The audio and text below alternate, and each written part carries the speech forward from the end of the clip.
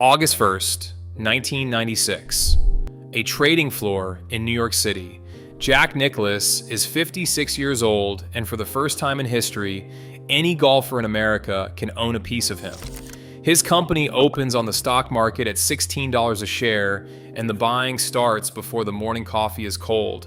Ordinary people, retired club players, men who watched him charge up the back nine at Augusta and stare down Pebble Beach, now calling their brokers and asking for a few hundred shares of the greatest golfer who ever lived.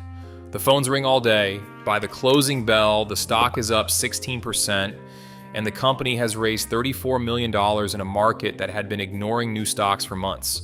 The analysts are asked to explain it, and they all say some version of the same thing. The demand did not come from the numbers. It did not come from the business plan. It came from the name. It looks like the crowning of an empire. Within 2 years, that $16 stock will be nearly worthless. Two of the company's own executives will be running from federal agents, and one of them will be caught on the far side of the world and flown home in handcuffs. Shareholders will be wiped out on a scale nobody thought possible under this name. And Jack Nicklaus, the most careful, most disciplined champion golf ever produced, will be reaching into his own pocket to buy back the wreckage of a fraud he never saw coming. Now, there are two simple villains in this story.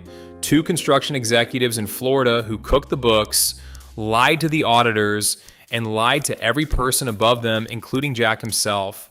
And make no mistake, they were villains. Both of them went to federal prison. But here's the truth almost nobody understands about what happened to the Golden Bear. Those two men did not destroy Jack Nicklaus's empire. The empire was wounded by one decision, one signature on a single day, before anyone outside a Florida office park had ever heard their names.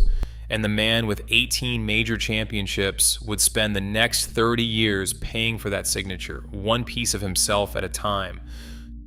To understand the signature, you have to understand what Jack Nicklaus actually built. Because this is not an endorsement story, this is an ownership story, and it starts earlier than you think. In 1970, while he was still in the middle of winning those majors, Nicklaus founded a company in North Palm Beach, Florida, and named it after the nickname the sports writers had hung on the big blonde kid from Columbus, Golden Bear. The idea behind it was simple, and it was years ahead of its time. In that era, a tour player rented his fame out. He put his face on a cigarette ad, cashed the check, and hoped the company behaved itself. Jack looked at that arrangement and decided he wanted something bigger. A champion, he believed, should own his own name. Course design, golf instruction, licensing, real estate around the courses he drew, all of it gathered under one roof, and the roof would belong to Jack. For a while, other men ran that roof for him.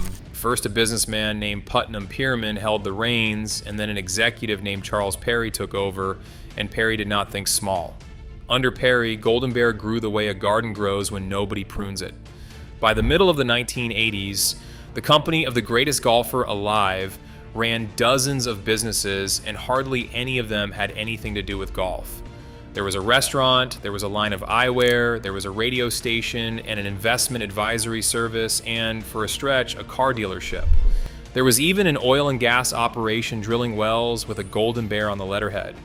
Jack himself told the Wall Street Journal that his own company had become an accounting nightmare, and that he did not know what half of its divisions did.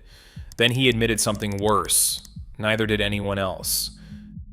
Then came the summer of 1985, and the meeting that changed everything.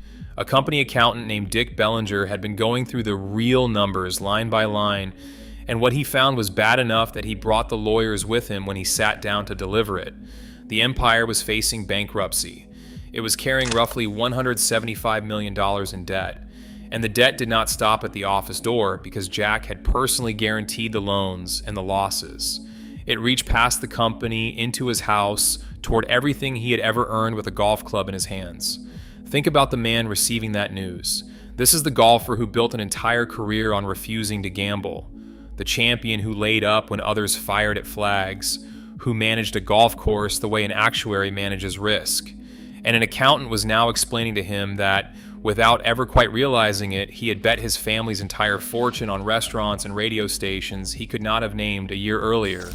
Jack did what champions do. He fought his way back to the fairway. He paid roughly $3 million out of his own pocket to settle a failed golf club development that was dragging the company down. He moved Perry out and took the top job himself.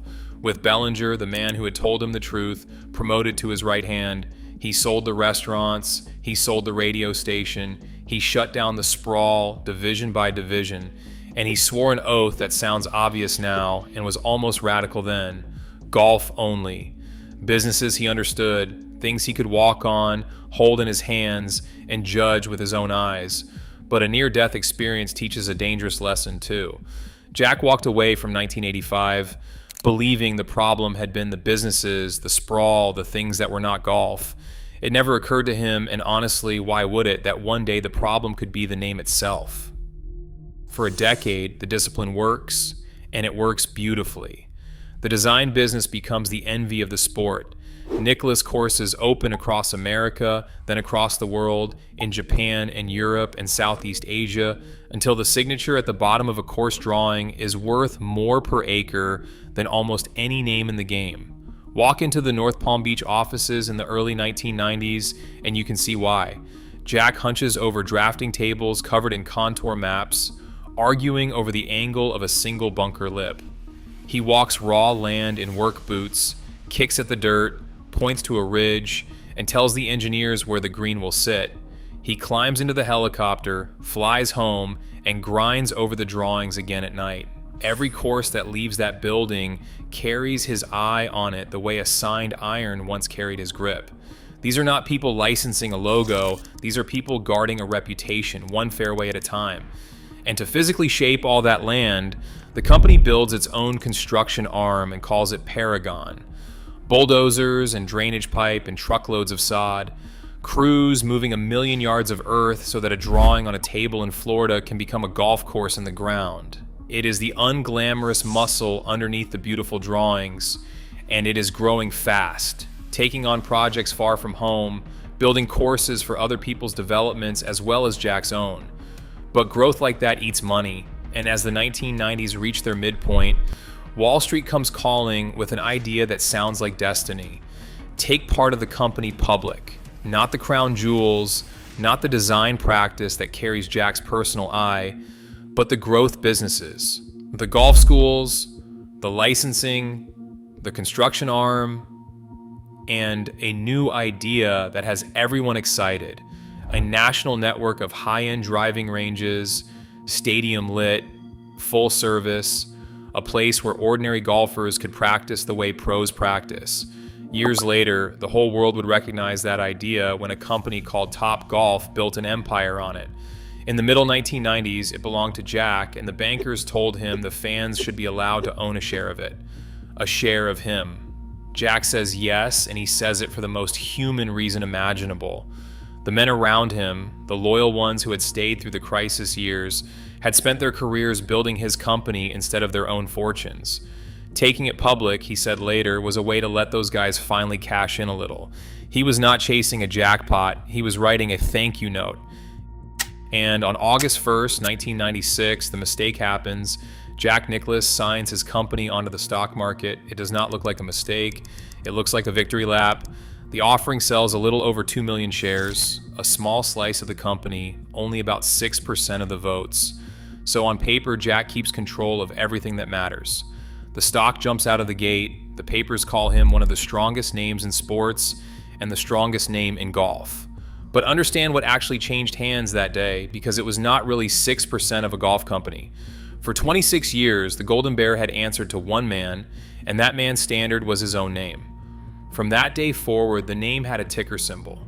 It had a share price that moved every hour, quarterly earnings calls, analysts with estimates, and thousands of shareholders who had never met Jack Nicklaus but now owned a piece of him anyway. A name is the one thing a champion controls completely. It cannot be outdriven, out-negotiated, or taken away on the 18th hole. $16 a share was the price of letting go, and almost nobody in that celebrating crowd understood that a price had been paid at all. At first, nobody notices anything wrong because there is nothing obviously wrong to notice. The first day Pop makes headlines, the golf schools teach, the licensing checks arrive, and the driving range vision starts rising out of the ground. Picture one of those Golden Bear golf centers on a Friday evening in 1997. stadium lights burning over 2 levels of hitting bays, the rhythmic crack of 100 golfers working through their buckets, pros giving lessons on real grass, a clubhouse with real food, the Bear logo glowing over the parking lot. Fathers bring their sons after work. Retired men come in the mornings and stay past lunch. It is a genuinely wonderful idea, and everyone who visits one can feel it. The trouble is arithmetic. Each center costs millions to build, and buckets of range balls pay it back a few dollars at a time. Dick Bellinger, the accountant who once saved the company, now runs it as its chief executive, answering to the market on Jack's behalf. But the market has a hunger that a private company never feels. A public company must grow every quarter, visibly, or the stock price starts asking questions. And the truth was that the new businesses were not growing the way the prospectus had promised. The ranges cost a fortune to build and filled slower than hoped. The numbers needed help. And down in the construction division, in the offices of Paragon, 2 men decided to provide that help the wrong way. Their names were John Boyd and Christopher Curbelo. Boyd was Paragon's president. Curbelo ran its operations. They were builders by trade, men of schedules and change orders and poor dates, and beginning in the middle of 1997, they began to build something else entirely. A fiction. The scheme was almost boring in its mechanics, and that is exactly what made it so hard to catch. There was no vault, no wire transfers to islands, no suitcases of cash. There were spreadsheets. When a golf course project was going to cost more than planned, they understated the cost. When a job was 1 quarter finished, they reported it half finished because reporting more progress let them book more revenue. When a client hired Paragon for a small early phase of a development, they told headquarters that Paragon had already won the later, richer phases too, phases that no one had awarded to anyone. And in at least one case, they recorded revenue from project agreements that simply did not exist at all. Each lie was small enough to look like an estimate, a judgment call, a rounding difference. Stacked together, quarter after quarter, they compounded like interest. By the time the fiction reached its full height, Paragon had inflated the company's construction revenue by at least $25 million, an overstatement of roughly 85%, and pumped its reported construction margins to more than 3 times reality. On paper, the builders of the Golden Bear were thriving. In the ground, they were drowning, and they were dragging the most famous name in golf down into the mud with them. Jack Nicklaus would live to see every single consequence of what those 2 men were doing. That is the cruelest part of the story. In these stories, there is usually a mercy, an old craftsman who leaves before the end and is spared the sight of it. There was no such mercy here. Jack was spared nothing. He would see all of it, name by name, courtroom by courtroom, decade by decade, and he is watching it still. In the spring of 1998, the fiction collapses, the auditors pull a thread, and the whole sweater comes apart. Boyd and Curbelo are fired in April. Engineers and accountants descend on Paragon's books and begin the grim work of separating what was real from what was invented. And when they finish, the company has to stand in front of its shareholders, the fans who had bought in at $16 because they trusted the man and read them the corrected numbers out loud. The construction losses they had been told were about $2.7 million were actually around $24 million, nearly 10 times worse. The financial statements for an entire year, plus the quarter after it, were formally taken back, rewritten, and refiled, which is the accounting profession's version of a public confession. The stock did not dip, it cratered. And think about who was holding it when it fell. Not hedge funds, not day traders. The letters that arrived in North Palm Beach that summer came from club champions and retired school teachers and men who had followed Jack since Oakmont, people who had bought their shares at the kitchen table and told their wives it was the safest name in America. Some of them wrote in anger. More of them wrote in confusion, asking the question gently as if they were worried about him. What happened, Jack? And everything that follows a corporate collapse arrived on schedule, like weather. The class action lawsuits filed within days by the very people who had cheered the offering, the federal regulators opening an investigation that would grind on for years. The reporters calling North Palm Beach with the one question that mattered to every reader: did Jack know? Investigators would eventually put the losses to shareholders at more than $49 million. And the answer to the question, established over years of testimony and evidence, was no. The fraud had been built below him, aimed upward, designed specifically so that the people above Paragon, all the way up to the man whose nickname was on the door, would see numbers that were not real. Now you know what was really being sold on that trading floor in the opening scene. Not a golf company, not a driving range network. Those cheering investors were handing over their money for trust, 4 decades of it, banked one major championship at a time, one careful decision at a time. Since a chubby kid from Columbus first beat the field at Oakmont, trust was the product. Trust was the entire product. And the moment trust has a share price, it can crash like anything else. But Jack's response to the crash tells you everything about the man, and it is the part of this story that deserves to be remembered when the rest is forgotten. He did not hide behind the lawyers, and he had lawyers who would have let him. He did not throw the company into bankruptcy and walk away from the shareholders, and plenty of famous men have done exactly that with less at stake. Instead, 13 years after writing personal checks to save the company the first time, he reached into his own fortune and did it again. As part of settling the class action, he bought his public shareholders out at 75 cents a share and took the wreckage private in 2000. 75 cents. For stock that strangers had celebrated at $16 4 summers earlier. The great public experiment, the thank you note to his loyal men, had lasted 4 years, and unwinding it cost Jack Nicklaus millions of his own dollars. The regulators, for their part, went through the company's conduct with a comb. 3 of its officers, including Bellinger and 2 finance executives named Jack Bates and Stephen Winslet, settled administrative charges over the company's faulty filings without admitting or denying them and were ordered to sin no more. Jack Nicklaus himself was never accused of the fraud by anyone. In every record that matters, he appears as what he was, the most famous victim of a scheme built inside his own house. But the men who actually lit the fire did not walk away free. And their endings belong in this story because your grandfather's generation liked to say that character is destiny. Christopher Curbelo was arrested in San Antonio, Texas.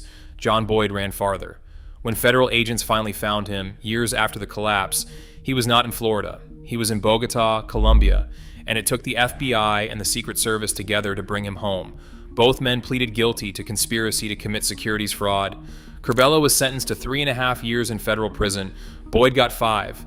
The builders who had invented golf courses on paper would have years of government housing in which to think about it. And here is where you would expect this story to end. The villains in prison, the shareholders paid what could be paid, the name safely back in the family, sadder and wiser. For a while, that is exactly how it looked. Compare Jack for a moment to his great rival, Greg Norman, because the comparison is the whole lesson. Norman built an off-course empire too, wine and clothing and course design and 100 ventures under the Shark logo. Through every storm of his career, Norman kept his companies private and kept his own hands on the wheel. He never let the market hang a price tag on his name. Jack had, once. And the terrible thing about hanging a price tag on something sacred is that the tag comes off, but the memory of the number does not. Everyone who might ever want to buy the name Jack Nicklaus now knew that under the right circumstances, it could be for sale. In 2007, those circumstances arrived, and they arrived wearing the friendliest possible face. Nobody stormed the gates. There was no crisis this time, no accountant with bad news, no auditors pulling threads. There was simply a man getting older and doing the responsible thing, the careful thing, the thing every estate lawyer in Florida would have advised. Jack was 67 years old, thinking about his estate, about 5 children and a mountain of grandchildren, about how a fortune built on one man's fame survives the man. And a New York banking family had an answer ready. Howard Milstein's Emigrant Bank paid $145 million for something no golf fan had ever imagined could be bought. The exclusive rights to Jack's name, his image, his likeness, his course design services, the Golden Bear brand itself. Hold on to the terms of that deal for a moment because they are astonishing. This was not a sponsorship, and it was not a stock offering that could be bought back at 75 cents when it soured. This was the name itself, the whole vault, and this time the sale was permanent. Here's what I find genuinely painful about this part of the story. The fraud of the 90s was committed against Jack, and he beat it. He paid the money, absorbed the humiliation, buried the stock certificates, and won in every courtroom that examined him. A weaker man would have been finished by it. But the signature was his own, both times. Nobody forged his name on the offering in 1996, and nobody forged it on the Milstein deal 11 years later. The two worst wounds of his business life were self-inflicted, made in good faith, for good reasons, generosity the first time, and family the second. And only one of them could ever be undone. The greatest winner in the history of golf is also the man who twice signed away the only trophy that can never be re-earned, his own name. For years, the arrangement held, and from the outside, it even looked like wisdom. The design business thrived under the new owners, with Jack still drawing the courses, still walking the land, an employee, in effect, of his own legend. The company reported more projects underway than at almost any point in its history, dozens of courses across many countries, but it broke, the way these arrangements always seem to break, slowly, then loudly, then in court. Jack passed his 80th birthday and kept working. And somewhere in those years, the man and the company that owned his name stopped trusting each other. There were fights over what Jack could sign, where he could design, what belonged to him, and what belonged to them. The disputes turned into lawsuits. The lawsuits turned into accusations, flying in both directions, the kind that cannot be unsaid. And in October of 2025, a Florida jury sat through all of it and delivered a verdict that belongs in a museum of American irony. They awarded the 85-year-old golfer $50 million in damages for defamation against the company that bears his own name. 1 month later, that company filed for bankruptcy protection, nearly $500 million in debt, and by the following winter, the Nicklaus brand itself, the bear, the signature, the rights to the name of golf's greatest champion, was headed for the auction block to be sold to whoever bids the most. Somewhere in a data room, lawyers are cataloging it all right now. The bear logo, the signature, the right to put the name Jack Nicklaus on a golf course, a glove, a bottle of lemonade. 60 years of the most carefully guarded reputation in sports, reduced to line items in a sale document. Sit with that image for a moment. Jack Nicklaus, in his 9th decade, suing the words Jack Nicklaus, winning against them, and still, after 18 majors and 60 years of being the most careful man in golf, not owning them. So there it is. Not Boyd, not Curbelo, not Perry's Restaurants, or the banking family, or the bankruptcy lawyers circling the brand today. Every one of them only walked through a door that was already open. The wound was the first day of August 1996, the day the name of the greatest golfer alive became a thing that could be bought.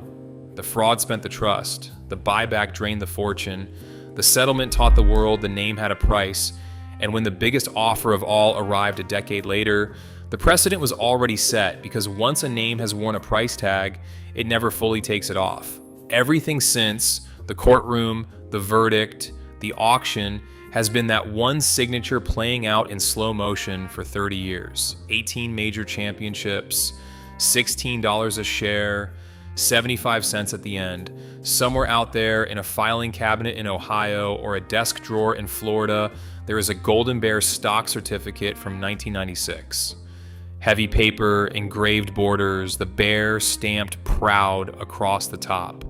It was bought by a retired golfer who did not care one bit about driving ranges or construction margins. He bought it because he had watched that man his whole life, at Augusta, at Baltusrol, on 100 Sunday afternoons with his father in the next chair, and he wanted to own one small piece of all that. The certificate is worthless now. It has been worthless for a quarter of a century. He never threw it away. What it stood for, never lost a dime. If you ever bought a share of something because you believed in the man behind it, or grew up certain that Jack Nicklaus was the one name in golf that could never be sold, hit subscribe. We're building the archive these stories never got, because what happened to the greatest name in golf deserves to be remembered properly. And the next story we're telling was made for you.